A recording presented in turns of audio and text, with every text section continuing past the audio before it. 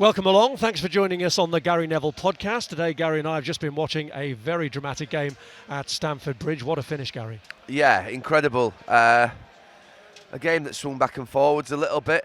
Chelsea definitely deserved it in the end. I think the problems that they had to contend with during the game with injuries, their intent in the last 15 minutes. I always think that football games are won by intent, teams that look like they want to win. I'm not saying Liverpool didn't, they obviously did, but I thought after they scored I was really disappointed in their level of performance. A lot's been made of Liverpool's defensive work, and rightly so, but today for me that's not why they've lost this game. They've lost this game because in the last 15-20 minutes their creative players, their players in the final half of the pitch, the midfield players and the forwards were absolutely useless. They were giving the ball away like you wouldn't believe. I mean, Gakpo down here, Salah over on that far side, the wastage, Wirtz not knowing how to get into a game in the last 15 minutes when it was there for the taking and just sort of almost marking Caicedo. I was watching him quite a lot.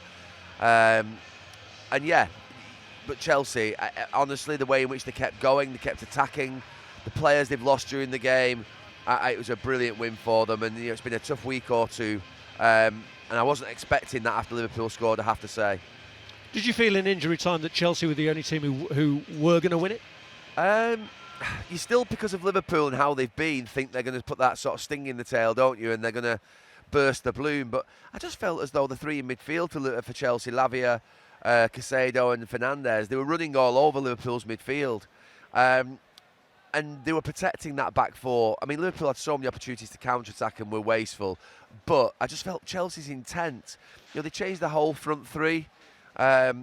Esteval comes on this side. They've got Gittins on that side, and then the boy in the middle, I can never pronounce his name correctly.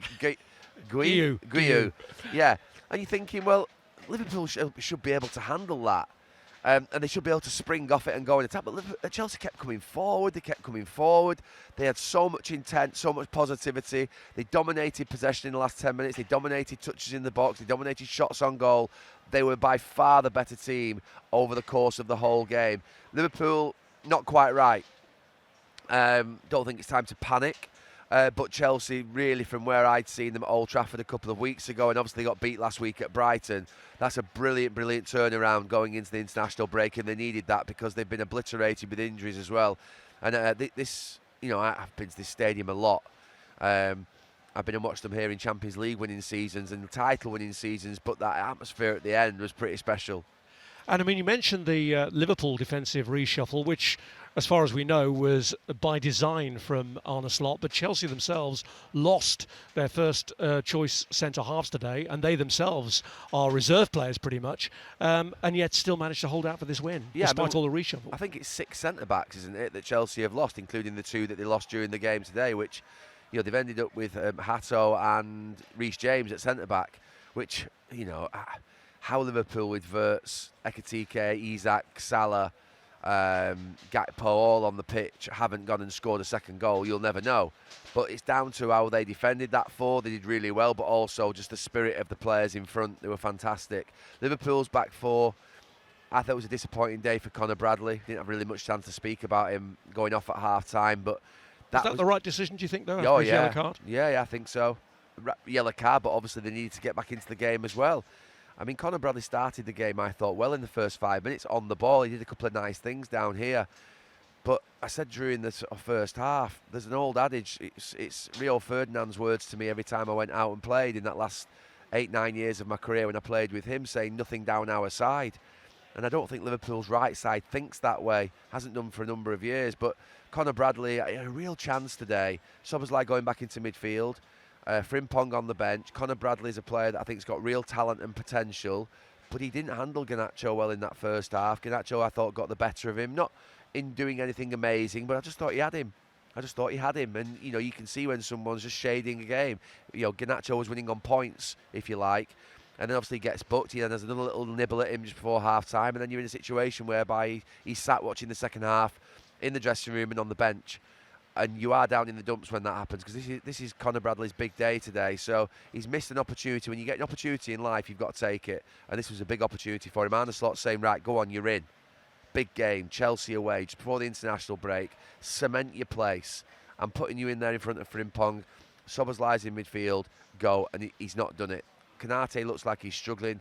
The boy Kirkias, to be honest with you, at this moment in time, he looks like a youth team player. And that's not being sort of, I know he's a good player, but he looks like he's playing for the under-21s, for the youth team, for the academy. He looks so naive. He looks like a baby out there. Like, you're thinking, come on. He's losing 50-50s over on that far side against Neto. I mean, he was probably brought in as a long-term replacement, wasn't he, for Andy Robertson? Do you think his introduction perhaps could have been more gradual? I just thought he's played in the Premier League, though. He's had Premier League experience. It's not as if he's coming from a different country. He's got a lot of games under his belt. He's played at these grounds before. I expected him to slot in. Excuse the pun. I expected him to sort of just go right in because, one, he's playing alongside Virgil van Dijk, the best centre-half in the world. So if you want to play against, you want to play in a back four, you want to play, with great defenders, and he's doing that. He's got players who work hard on that side. It's not as if he's got Salah in front of him on this side, which is a bit more difficult for the right back because you always get a little bit more exposed. But I have to say, from that first minute of that game, or first 10 minutes of that game against Bournemouth on the first day of the season, on that Friday night, he struggled. Let's be clear, Liverpool's fullbacks are struggling. Frimpong looks like he should be playing as a right winger. Which is where he did play. An out right winger. He just looks like a right winger. He doesn't perform like a right back. Conor Bradley just isn't doing it. Andy Robertson, I think, he's battling. He's battling, but he's not quite where he was a few years ago. Kirkias, as I've said, I think I've discussed him and sort of seen how he's going. So Liverpool's problems, I think, at this moment in time are as much to do with fullback as anywhere. Really, they need to button that down. They didn't create a lot of chances, Chelsea. I don't think that today Liverpool's defensive work was awful, but they just weren't quite there. And I actually thought their front players I thought they were terrible. I mean, Salah, he's sublime. How can you criticise Mo Salah? The consistency and reliability and brilliance of him. But some of the decisions of him today, when he comes inside and you think he should pass it or you think he should do something better with it, his finishing. So he was poor today. Isak, I thought he started the game sharp, didn't quite get into it. Wirtz, when he came on, I was disappointed with him. I said after a few weeks ago on this podcast, after the Arsenal game, again, he looks very, very immature in his knowledge of how to play the game. The players who play that game, that position really well, and he's obviously got massive talent. His first touch when he came on was amazing, and Salah should have scored. But I just see him sort of jogging around and sort of jogging towards players. And I see him going too deep when he shouldn't go too deep. And I see him standing next to players when he shouldn't be standing next to players. Sometimes I see him being too honest. It sounds crazy. Going back and defending when he should be almost half cheating. Almost like keeping an eye on that deep lying midfield player, Caicedo, and thinking if he goes forward, okay, I can get to him. But I'm going to sit on his shoulder a little bit just in case I can spring off him and go the other way on the counter-attack. He's quite predictable at this moment in time in terms of picking up his position. And he was disappointing. Yeah, Liverpool were poor today, and in the second half I was really disappointed with him. If you're a Liverpool, that's the most disappointing last 15 minutes I've seen from Liverpool in a long time. Because I think when Chelsea have that back four in play, you've scored a goal, you've got to go on and win that game. Everything said Liverpool should go and win that game, but they've not done. And that's a problem for them. And look, it's not terminal. We've got a title race on. Arsenal have had a great week. Liverpool have had a poor week. And I think it makes for a great next 6 months because it's obvious that it's going to be a real battle. But for Liverpool, they've got some work to do. But they've got experienced players. They've got world-class players and individuals in their team. They've got a great manager. They'll sort it out. But the fullbacks have to step up. Wirtz has to start playing and understanding how he's going to sort of connect with Isak and the other forwards in the team. They've got some work to do. The one who got away, as far as Liverpool are concerned, a good couple of years ago now, but I think he keeps coming back to haunt them, was Caicedo. And we have to pay tribute to his performance today, not just the goal. He was the best player on the pitch by a mile. Forget the goal, which was absolutely incredible.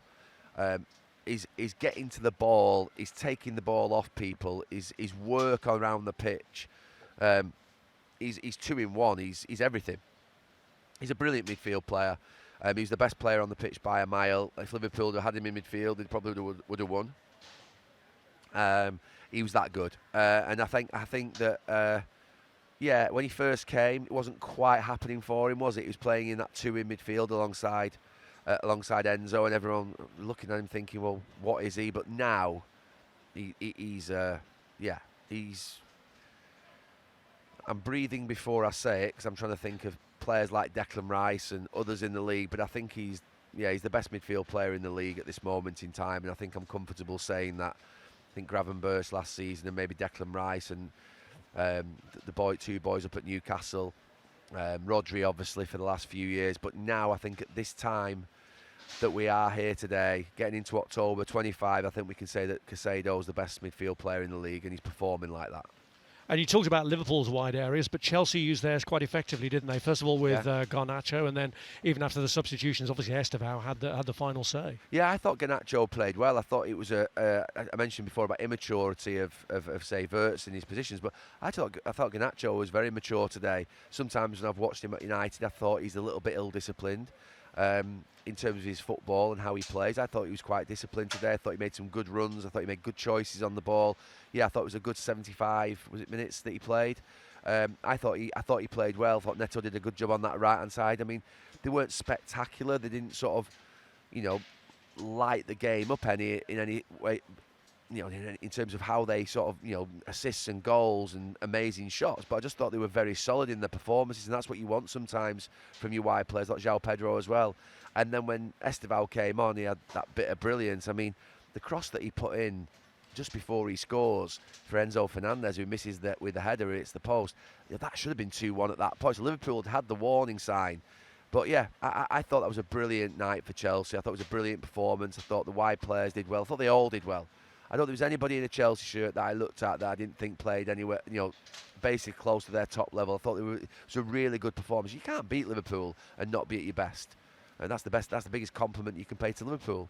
The key question with Chelsea, though, is if they can do this when they're weakened by injuries and suspensions, when they get those players back and the squad is even stronger, can they be in the conversation to challenge Liverpool, to challenge Manchester City, to challenge Arsenal? Yeah, I mean, look, I saw them a couple of weeks ago at Old Trafford and they went down to 10 men, so it was a bit of a game that was skewed by that. But I still was disappointed in them after that. I thought they could have done a lot better, particularly when United went to 10 men. And then obviously they lose last weekend at Brighton. But you're right, when they get these players back, they've got a massive squad. And that's why they've amassed this squad to be able to cope with the World Club Championship, with Champions League football, with all the cup competitions and the Premier League. And they've spent a lot of money to do so. So it's not... We should be expecting this from Chelsea. I mean, I think they've only gone up to 6 today, haven't they? It's not as if they've had a great start to the season. They haven't. But that's a big, big moment for them. That should give them a lot of confidence. And they have to be at that level of intensity in all games. You can't just switch it on and off like a tap. You have to be at that level of intensity. You're playing against Brighton or you're playing against Nottingham Forest here in a few weeks or whenever it may be, teams that you feel that you maybe should beat, Burnley. You have to, as a player, get yourself up. You have to find a way to be able to get yourself at that level of intensity that you would do naturally through the adrenaline rush of a big game like Liverpool or Arsenal or Manchester City. They're the games where you just spiked, straight away. But you've got to find a way to get yourself spiked for those other games, and you've got to be consistent all the way through the season. So these Chelsea players and the manager has to find a way to get that out of them. But they've set themselves a standard today, particularly in that last 15 minutes. When you talk about showing character, there couldn't have been anything gone further wrong. Everything went wrong for them today in the second half, didn't it, in terms of the defensive substitutions they had to make. And they've coped with it, and they've dealt with it, and they've performed brilliantly. Now, Liverpool lost their second game in the 31st match of last season. They've lost 2 of their first 7 now this season. So it's massive encouragement for Arsenal. Yeah. And you're talking about teams who win the title can sometimes drop silly points. And West Ham today, would that have been potentially the kind of game it has been in the past where Arsenal have dropped points at home? Maybe. I didn't expect them to, and they haven't done it. It looks like a solid 2-0 win. It's a good scoreline sometimes when you just clean sheet. You've scored 2 goals. You've done your job. And obviously the title rivals that you're up against at this moment in time go and basically lose. So what a week it's been for Arsenal. That was massive last weekend at Newcastle.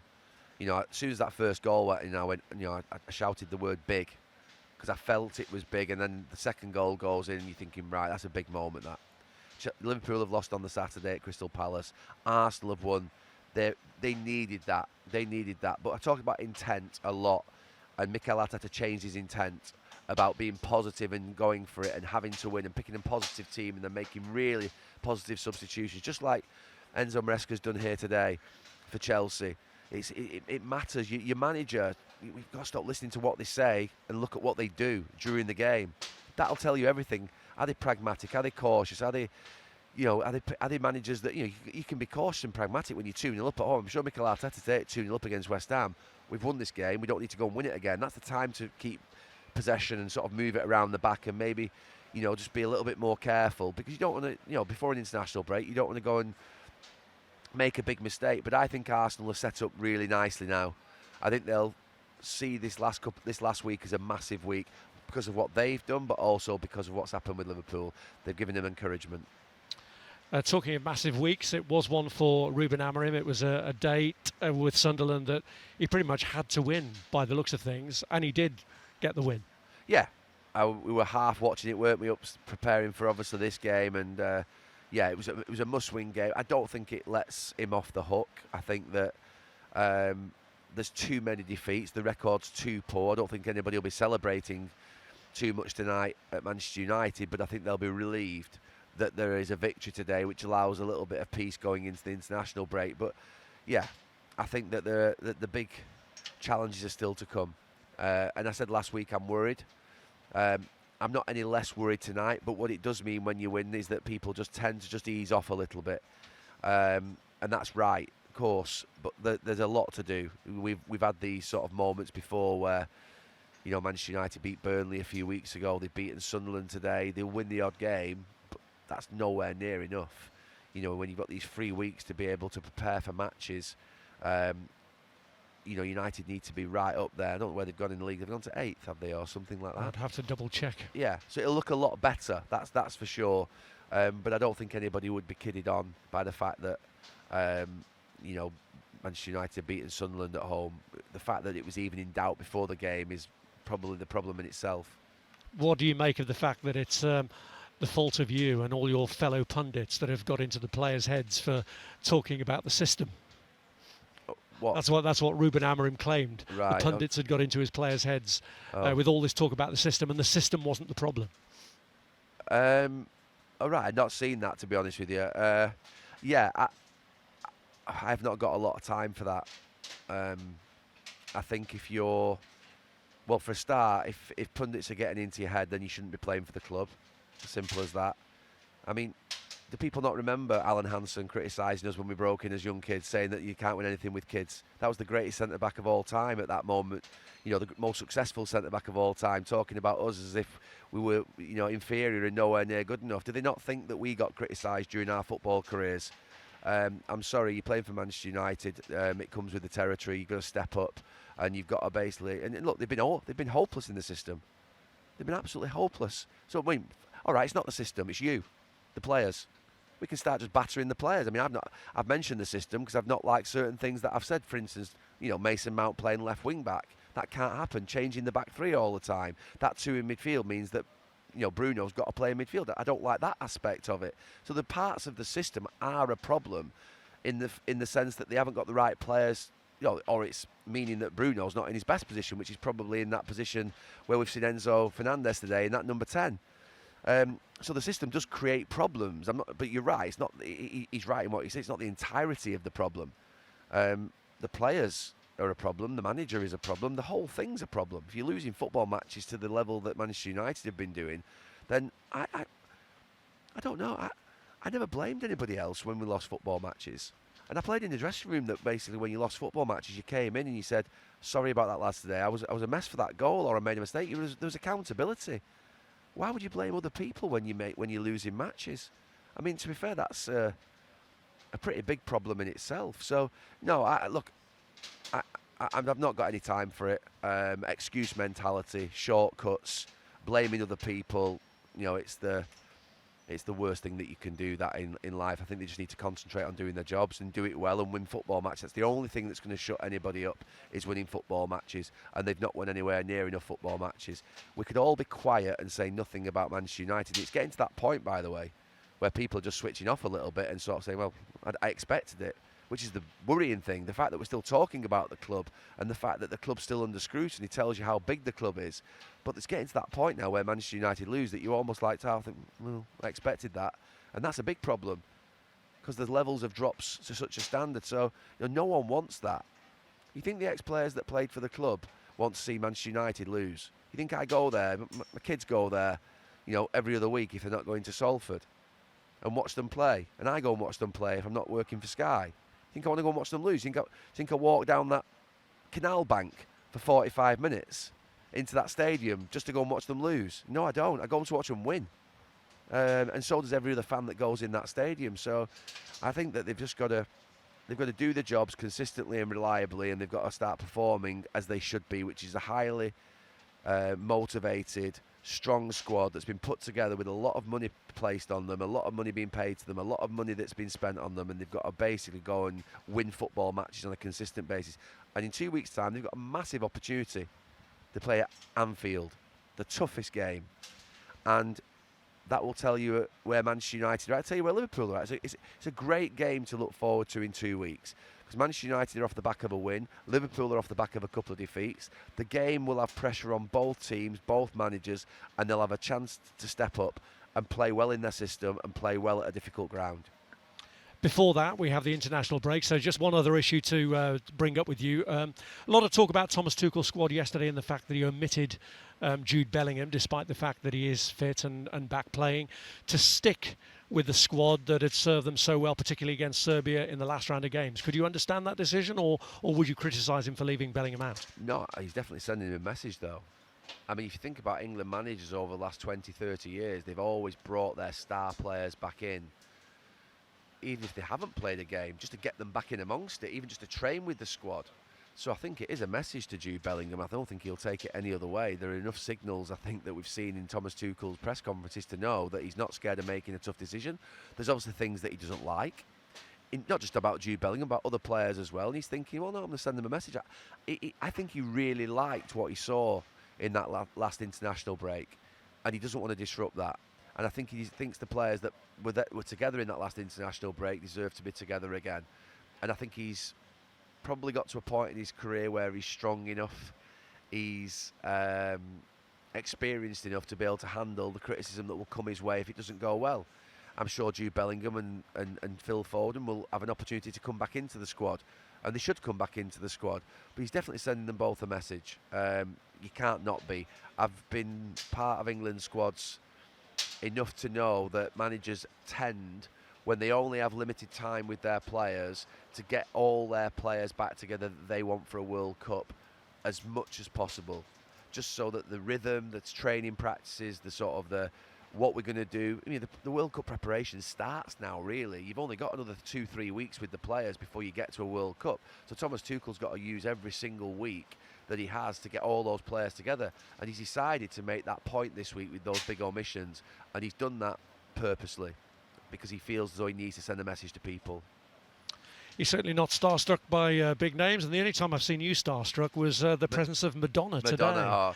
Well, look, I mean, to be fair, there are very few what would be, when you were growing up, you think Freddie Mercury and Queen, or Michael Jackson and Madonna, David Bowie, and these massive sort of like megastars.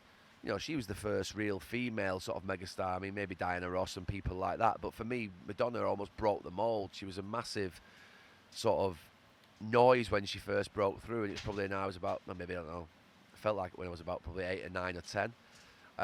Just to see her in the crowd over there munching on the popcorn, watching the football.